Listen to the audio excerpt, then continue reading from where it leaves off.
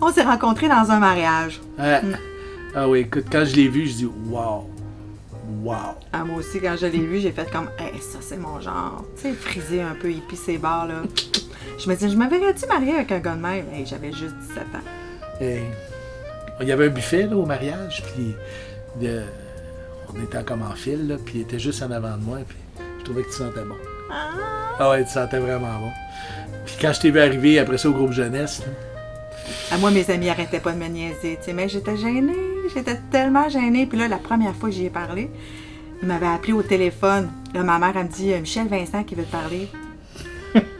pour un groupe de prière. Ben ouais, j'étais un petit peu déçue. C'est pas très spirituel comme réaction, mais...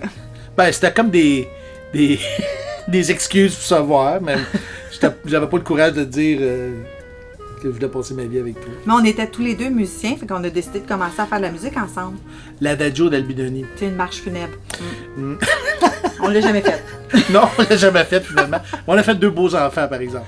Oui. Toujours ça, tu sais. 31 ans de mariage. C'est vraiment incroyable. Sérieux, je réalise pas que ça fait déjà au-dessus de 30 ans qu'on est ensemble. C'est vraiment ma meilleure amie. Mon meilleur ami. Ah oui, les bons coups, les mauvais coups. Ah, tu sais, même dans les bas puis les hauts de la vie, ben, t'as tout le temps été là, puis c'est mon meilleur ami. Mais il y a eu plus de hauts que de bas, quand même. Puis la relation, elle s'est approfondie.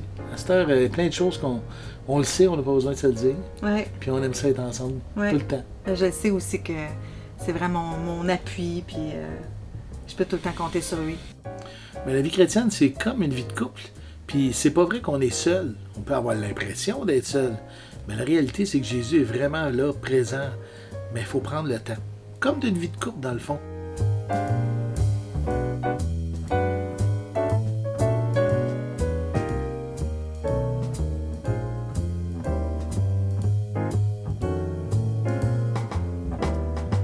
Ici, c'est la place où j'ai mes belles discussions avec Jésus, où je prends le temps de l'écouter. J'ai mon mur où j'ai piné plein de choses qui me rappellent que Jésus est vivant, qui est dans ma vie. J'ai une Bible pour écouter sa voix.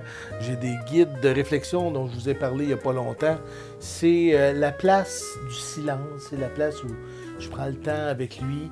C'est important d'avoir un endroit comme ça où on peut dire « Ok, je m'arrête ». Comme si j'avais une date avec lui, là, tu vois le genre. Puis évidemment, un essentiel, du café. Tu sais, dans le fond, c'est juste de ne pas compliquer les choses. Puis c'est cliché, mais c'est de retrouver son cœur d'enfant devant Dieu. Puis de dire, oui, je veux te connaître, je veux te découvrir. Il y a même une promesse dans la Bible qui dit, vous me trouverez si vous me cherchez de tout votre cœur. Avant de rencontrer Jésus, je pensais que le monde était un peu comme la matrice, tu sais, qu'on vivait dans une espèce de monde virtuel. Je partais quand même d'assez loin. J'ai découvert Jésus, j'ai appris à le connaître. Au début, il y avait des longs silences. C'était pas si évident que ça. Fait que je comprends. Mais Jésus me parlait à travers la Bible. Jésus me parlait quand je priais. Et j'étais souvent émerveillé, la plupart du temps, quand je sortais, quand j'allais dans le bois, dans les sentiers, où je voyais vraiment la grandeur, la puissance du Créateur. Puis ça a été comme ma relation avec Julie, où, avec les années, la relation s'est approfondie, elle s'est affermie, elle s'est tangibilisée, on peut-tu dire ça? Bien évidemment, il faut partir avec l'idée que Jésus est vivant. Bon, tu dis par où je commence, là, tu sais. Ben, commence par arrêter. Commence par juste lui parler. Tu lui dis, ben écoute, peut-être que tu ne l'as jamais découvert, peut-être que tu es en train de le chercher, ben dis-lui, écoute, je te cherche, il y a quelque chose qui bloque. Je veux prendre le temps de te trouver, je veux te découvrir, Jésus. Je te garantis que tu vas être agréablement surpris. Pourquoi je crois? Ben, parce qu'il est là. C'est simple, c'est pas compliqué. Il est vivant, je l'expérimente à chaque jour. C'est sûr que la relation n'était pas pareille il y a 30 ans quand je l'ai découvert, quand je l'ai rencontré. Coupé. Je ne l'ai pas assez dit, c'est vraiment une relation. On ne rencontre pas Jésus pour savoir des affaires sur Jésus. On rencontre Jésus parce qu'on a le goût d'être avec Jésus. Dans ma prochaine capsule, je te parle d'espérance. Oui, parce que quand on croit, il y a une espérance et une éternité qui s'attachent à la foi, qui est vraiment fantastique, et j'ai envie de te partager ça.